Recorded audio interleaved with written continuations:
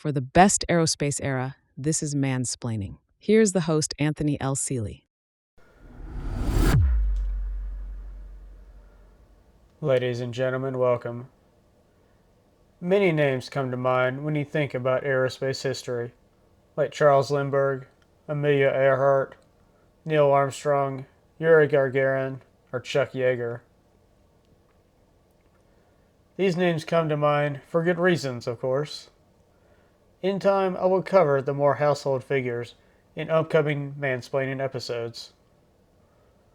I myself like to delve into the fray of history and find other figures and stories to cover here that are not as well known.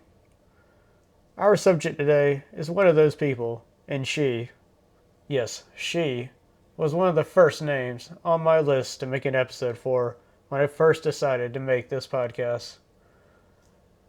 There is not a great deal of information out there.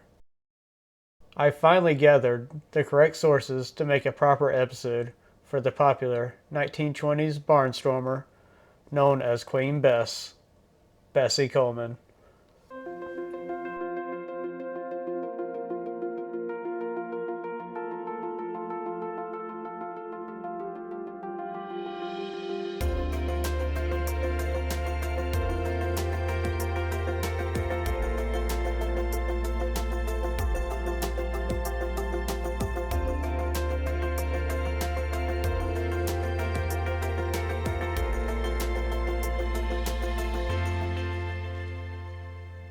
Here on Mansplaining, I talk about fighter pilots, dogfights, airlines, and aerial first. There is more to aviation than just that. Aviators can put on a show like none other. Aviation can be fun and an exciting experience. If you have attended an air show, then you know what I'm talking about. These shows mesmerize and inspire millions as it did in the first few decades of the best aerospace era. These airshow performers were death-defying aviators known as barnstormers. Bessie Coleman was one of these awesome early aviators, or aviatrix, who performed in these air shows all across the country. First, let me tell you about the world she was born in and grew up in, so you can appreciate what she was able to achieve and overcome over 100 years ago.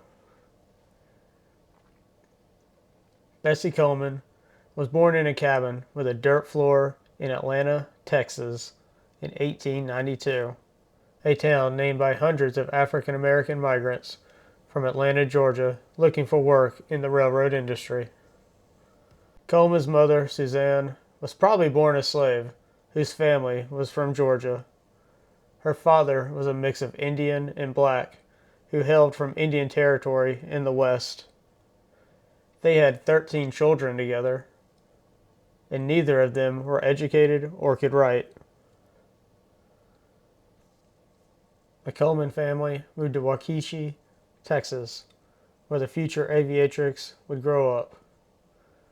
This was at a time when blacks and whites were segregated, a time of great violence, lynch mobs, and a resurgence of the Ku Klux Klan. Jim Crow laws of segregation were enforced vehemently in the South. Coleman had to walk miles to attend her classes at school that had one teacher for grades 1 through 8 in a one-room building. She was really good at math, though.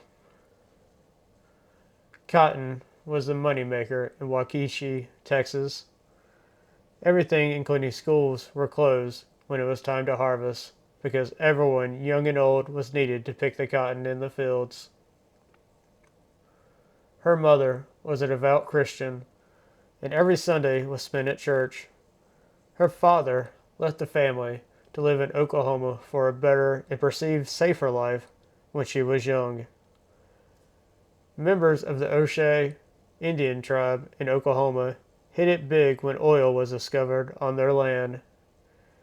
He may have wanted to get a piece of the fortune, as he was half Native American, although it was anything but safe there. If you have read the book Murders of the Flower Moon, or seen the movie, then you know what I mean. Her mother, Suzanne, encouraged her children to read and emulate the few good and proper white people, like the Jones family, who employed her for housework and would give them extra food and clothing for her family. Bessie Coleman kept track of the family finances. She helped raise her younger sisters and was a source of entertainment for the household. The young, charismatic, confident, beautiful, and independent Bessie Coleman had ambition. She simply wanted to be somebody and did not see rural Texas as a place to achieve this goal.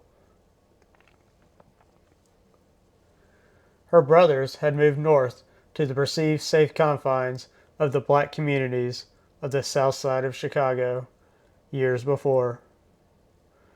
This big city could provide her with the opportunities she was looking for.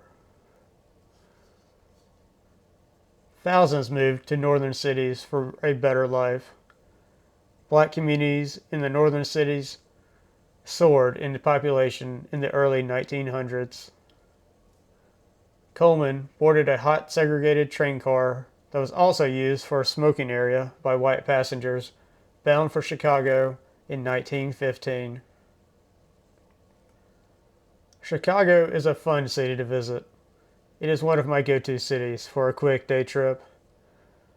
The Chicago skyline today looked much different than it did when Coleman arrived. Although Wrigley Field was there, as it was built a year prior to her arrival. Coleman moved in with her brothers on the south side of Chicago. She found work as a manicurist at a salon. Her good looks helped get customers in the door, as her table was at the front of the window. She made a life for herself in the fast-growing city. This occupation enabled her to make friends and connections to the community. She even made enough to afford her own place. She enjoyed all that Chicago had to offer. However, she still longed to find a way to be somebody. She wanted to be famous. So how did a manicurist just one day decide to learn how to fly? Here's how. In the autumn of 1919, about a month after the worst race riot in Chicago's history in July, where 537 were injured and 38 lost their lives, her brother John came into the shop inebriated and ranting stories about his time in France. He served during the Great War with the all-black 8th Army National Guard. John was telling stories about the wonderful French women and how they even flew airplanes.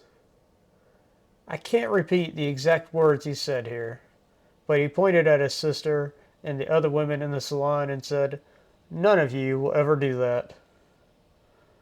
Now I'm sure most people can relate to this. When one of your siblings taunts you and says you can't do something, you go and do it and prove them wrong. I've read in another source that she also overheard two pilots who served in World War I talking about their war stories at a club or a bar. But either way, she was also an avid newspaper reader and read many exciting stories from the skies over the battlefield of the Great War. This was it. She set her sights on becoming an aviatrix, the first black female pilot. This was how she was going to become famous and be somebody.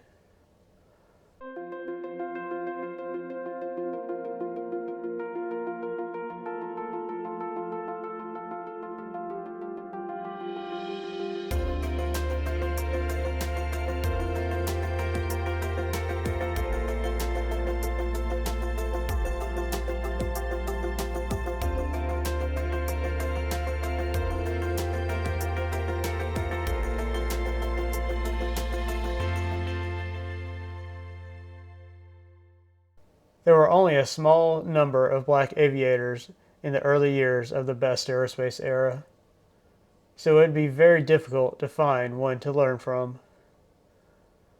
There were no white aviators willing to teach Coleman to fly, as you can imagine. However, the French were more welcoming. Coleman took classes to learn French at a school in downtown Chicago. Now, how Coleman came up with enough money to travel all the way to France and pay for flight school along with room and board is unclear.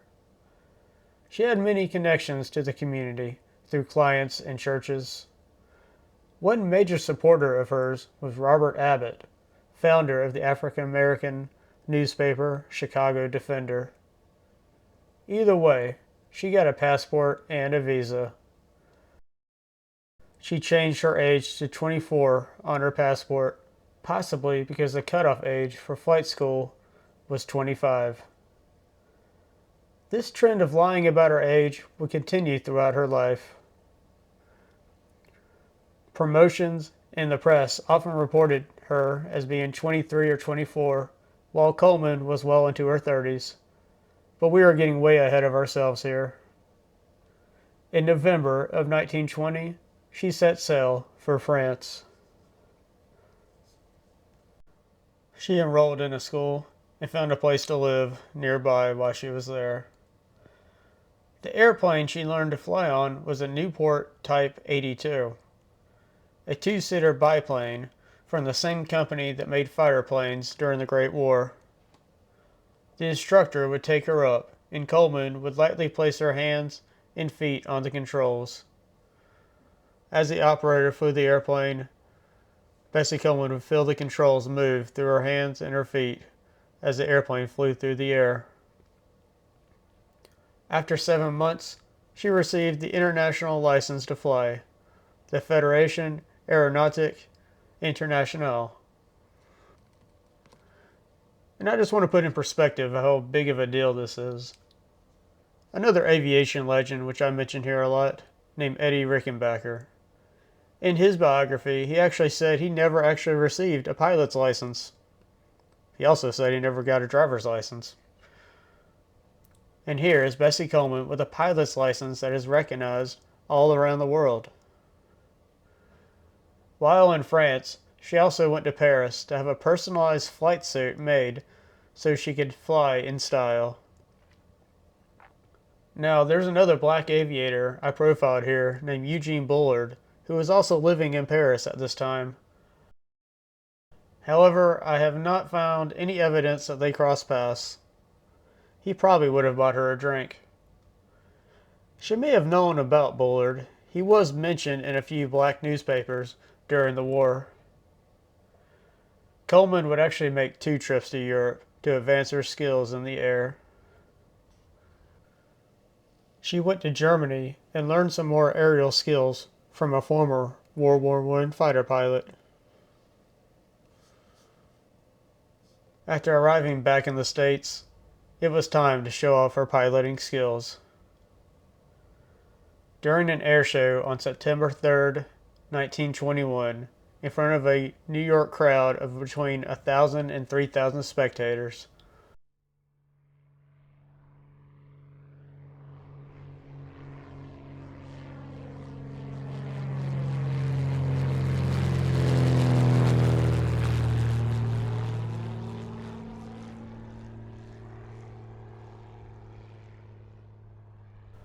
Coleman flew a Curtiss JN-4 biplane. She did not perform any stunts, per the request of the airplane's owner. This flight was historic, however, as it was the first public flight of a black woman in the States. Coleman also showed off that she had the appearance and charisma to be the performer in future air shows, which is definitely important to promoters. She was able to perform some more spirited flying in her second show in front of thousands in Memphis, Tennessee. Next, she performed in Chicago in front of around 2,000, which included for the first time her family and friends. The rest of her family decided to leave Texas as well and move up to the safe confines of the black communities in Southside Chicago. A promotion for the event at Checkerboard Aerodrome said, "Her flight will be patterned after American, French, Spanish, and German methods. The French Neugesser start will be made. The climb will be after the Spanish form of Berta Costa, and the turn that of McMullen in the American Curtis. She will straighten out in the manner of Eddie Rickenbacker." These were some big names in aviation in the early 1920s. Those attending would be promised a death-defying airborne show.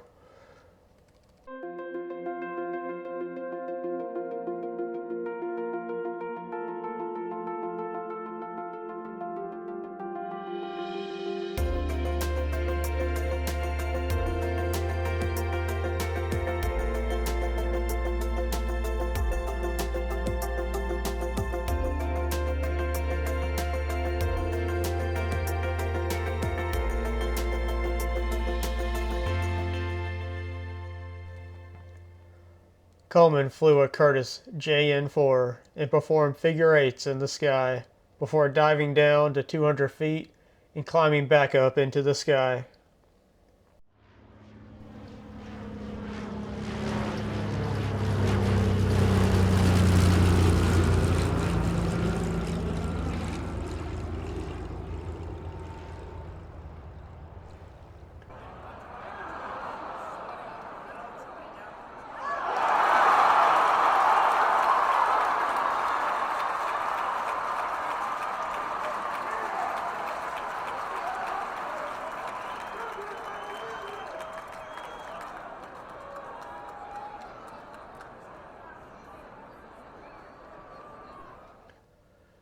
The spectators gasped and then cheered as the performance went on. Some other stunts she performed were barrel rolls, and during a climb she would also stall her engine in free fall and then restart the engine and recover. The fearless daredevil aviatrix, Bessie Coleman, knew how to put on a show. After landing, the crowd got a look at Coleman in her stylish flight suit. She waved to the cheering fans while striking her beautiful smile. Coleman began to gain more attention and was finally on her way to achieving her goal to be somebody. Promoters and the press took notice. Although some seemed more interested in the 5'3" beautiful aviatrix herself than her flying skills. I have seen a few pictures of Coleman, and she is very pretty. I also want to point out that in her performance career, Coleman would only perform in front of crowds of white and black. She once threatened to pull out of a show once she learned it was going to be an all-white crowd. The organizers conceded. Coleman stood by her convictions. Coleman was once cast in a movie. However, she walked off the set because of the negative portrayal of the black character she was cast to play. She did more than just perform in the air. A prime goal of hers was to open a flight school to teach others in the black community to embrace aviation and to learn to fly. Not everyone is willing to learn French and travel halfway across the globe just to learn. She said in an article in the newspaper, the Chicago Defender, "Well, because I knew we had no aviators, neither man or woman. I thought it my duty to risk my life to learn aviating and to encourage flying among the men and women of the race who are so far behind the white man in this special line. I made up my mind to try. I tried and was successful." Coleman's plan was to use her fame and flying skills to encourage more African Americans to join the amazing aviation world. She also wanted to teach others in her community to fly. However, an airplane of her own would be needed. Nothing could discourage Coleman from this goal. not racism, not sexism, or even a plane crash. After finding a sponsor, Coleman acquired an airplane of her own in California. She would need this airplane to open up a flight school. It was a Curtiss J.N. Jenny.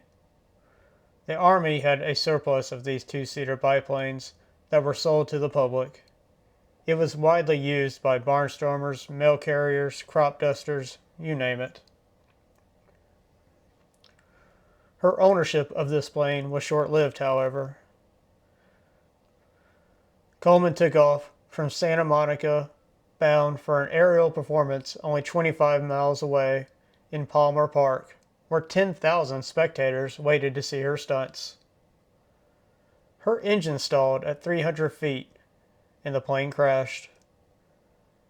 As I've said here many times on Mansplaining, aviation was very dangerous and crashes were not uncommon at the beginning of the best aerospace era.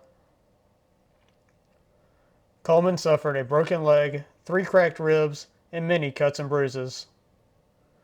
She actually wanted to get into another plane so that she can go on and perform for the fans. She sent a telegram to her family, friends, and fans that said, "Tell them all that as soon as I can walk, I'm going to fly. And my faith in aviation and the usefulness of it will serve in fulfilling the destiny of my people." Coleman lectured at schools, colleges, and churches to promote interest in aviation among the black community. She showed a film of her flying in Europe and in the U.S. at these lectures. This film is reportedly lost. Maybe there's a copy of this film in a dusty box somewhere in the archives of a college or university somewhere. Hopefully it'll be found one day. She would need to find more sponsors and raise some more money to acquire another airplane of her own to open a flight school.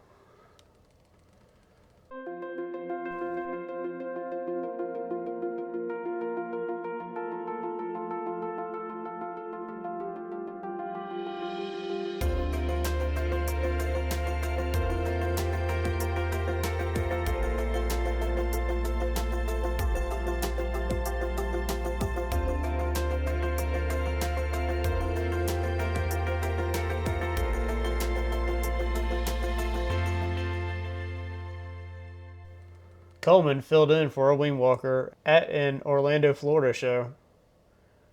A wing walker is a performer, often a woman, who would walk along the wing and do tricks or jump off the plane and parachute down to the crowd.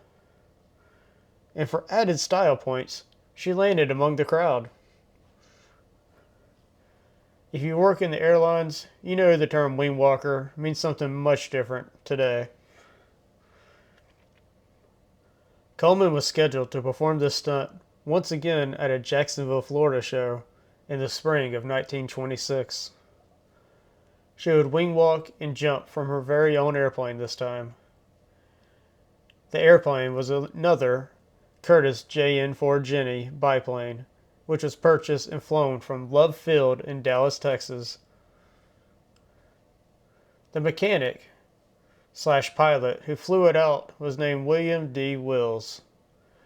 In preparation for her parachute jump, Coleman needed to have a look from the air to find a safe place for her to come down. Willis offered to take her up.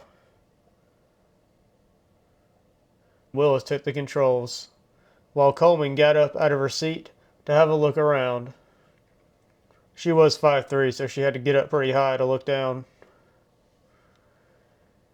They were up at 3,500 feet as Coleman stood up and leaned over the side. This is when the Curtiss suddenly nosedived. As the Curtiss dived, it flipped upside down, and Bessie Coleman fell out. The airplane went into a tailspin and crashed. Neither survived. For the record, I don't like talking about fatal airplane crashes. And at the crash site of the airplane, a distraught responder lit up a cigarette, which ignited the gasoline fumes and killed those trying to help. The cause of the crash was determined to have been a loose wrench that slid into the control gears, which jammed them in place. And some of the newspapers actually only reported the death of Wills in the crash. At Bessie Coleman's funeral, a Baptist pastor named Austin had these fitting words to say: "This girl was 100 years ahead of the race she loved so well, and by whom she was least appreciated." Bessie Coleman's story is as inspiring today as it was 100 years ago. She overcame racism and sexism to be somebody. Consider the forces working against her. Remember, this was a time of great racial division. There were public places like libraries that she would be denied entry into. Also, don't forget, Bessie Coleman earned a pilot's license a year after women received the right to vote.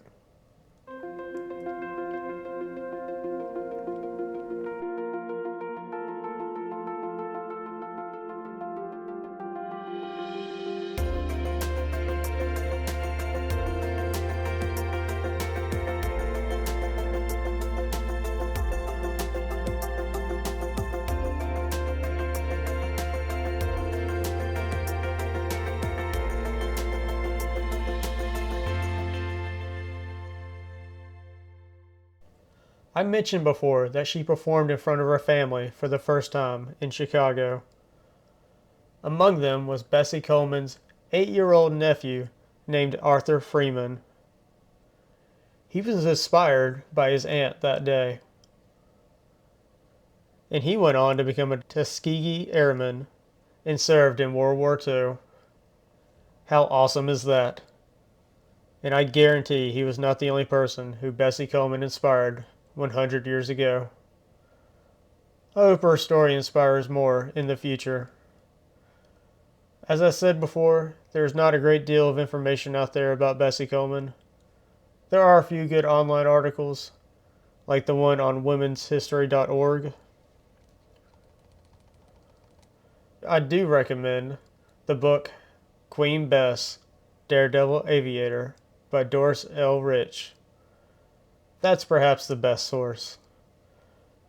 Now, if there are any manicurists or beauty salon workers listening here and thinking about a career in aviation, I say go for it. And remember, there's always a light at the end of the runway. Follow Mansplaining for more stories from the best aerospace era, or go to bestaerospaceera.com or find us on social media.